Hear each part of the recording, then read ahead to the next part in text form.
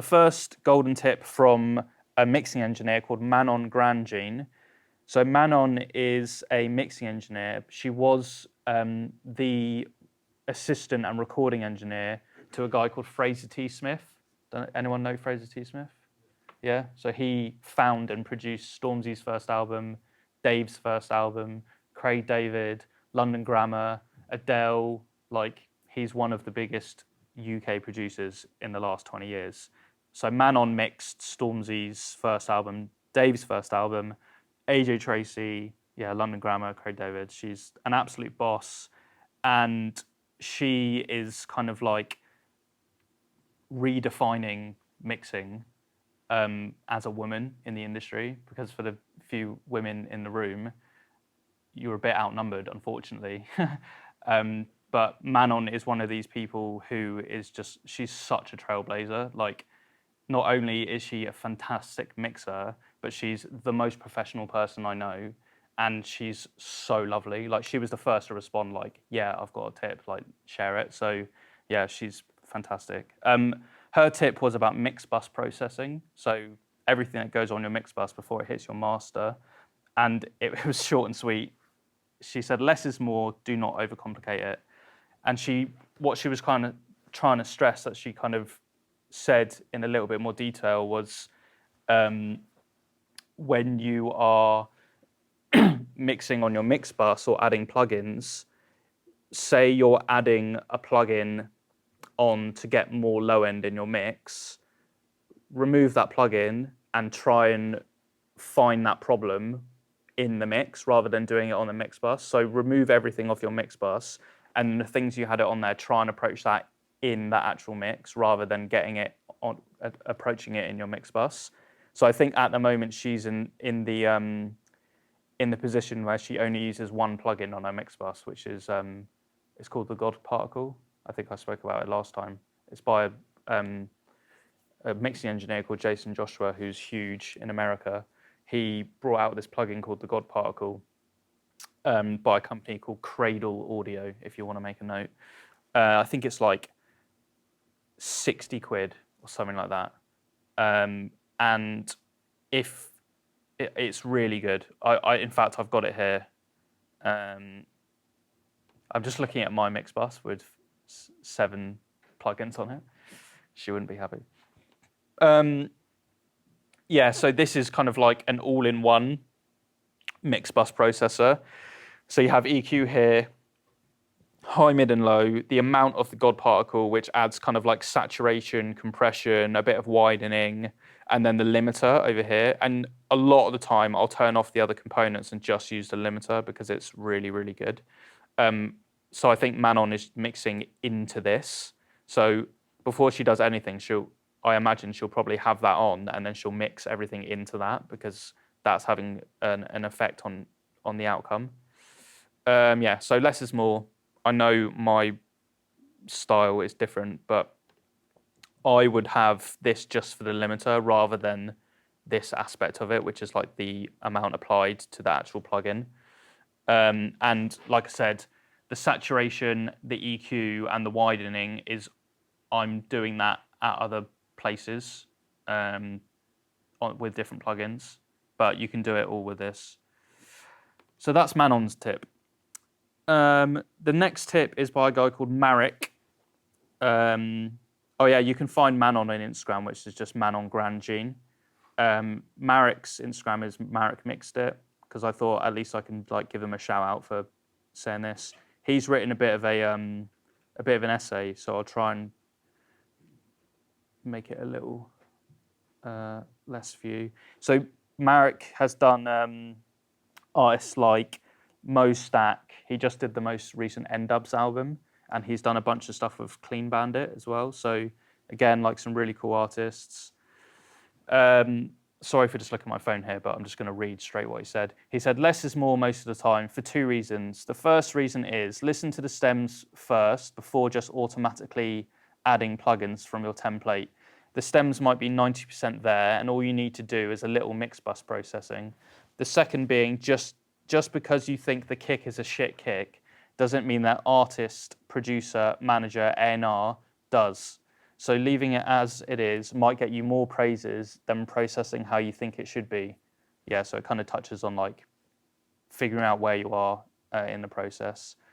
If you can, always try and find out who the decision maker is. It will make your life a lot easier.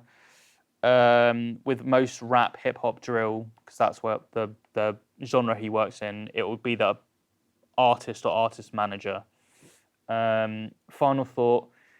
This is a really good one. He says, be fully committed, but totally unattached.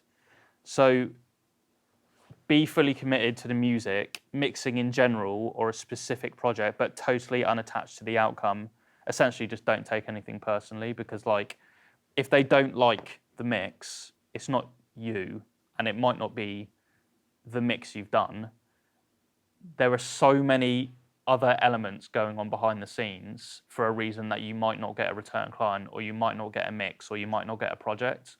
And when I first went freelance and I didn't get a spec mix, it was the worst feeling in the world. Like, even though I'd go up against some like absolute giants, I would be like, I am an awful mixing engineer and an even worse person, and I shouldn't have ever done this. And like, you just question a bit of everything. And imposter syndrome is very, very real, but it's worth like reminding yourself that like it's not personal.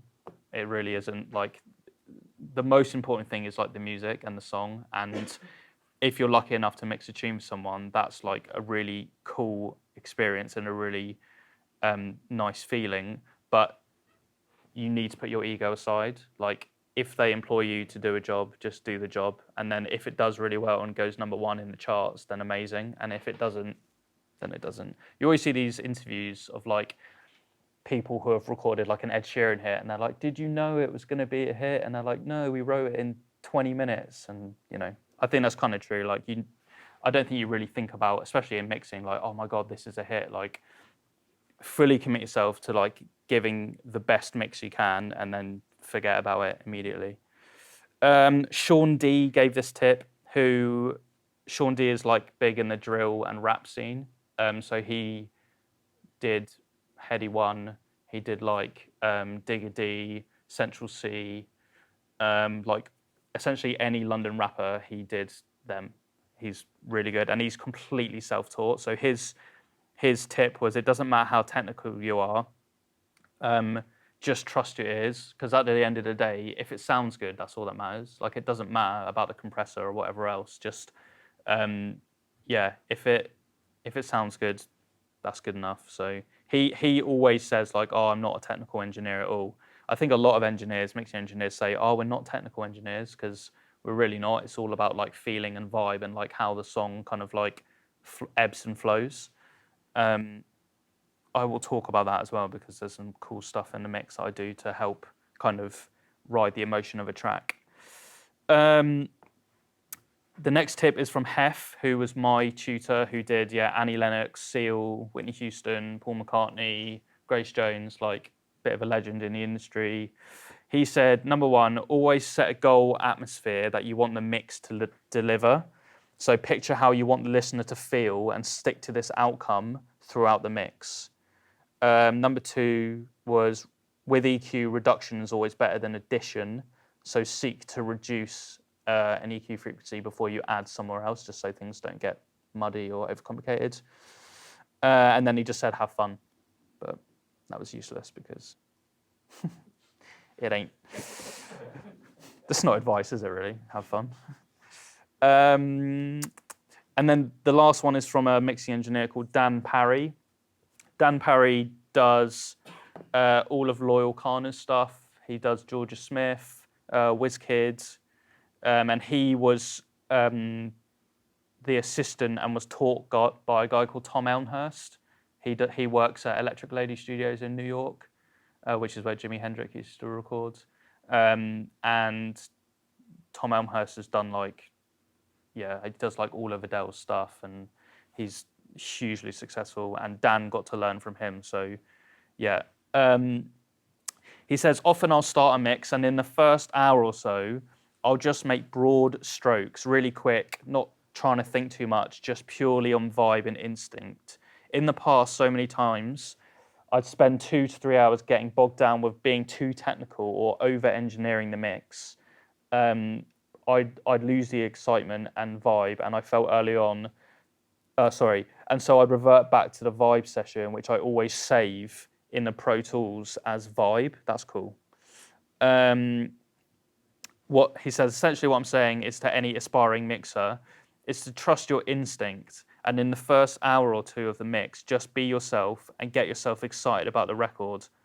More often than not, the first hour will be what defines the mix. So I think that was pretty cool as well. Yeah, so those are some golden tips for you. I think there's a real theme here of like less is more. And that may seem like broad or like kind of playing it down, but I guess you guys are at DBS because you're bringing up your technical skills. And when your technical skills get to a level, you can kind of just like, I was saying about like the key shortcuts. And I was like, oh, well, it's just muscle memory now. Like those are all things that I would have literally sat down with a notebook and been like, right, if I hold this and this and this, and like I had to do that to get to the point where I can just muscle memory it and just fly around a session really quickly. So once your technical skills are up to a level, then you can really focus on just like the creative aspect of it. And that's where it gets really exciting, and you can start kind of adding to the song with the mix and adding emotion to the mix. Yeah, so those are some tips.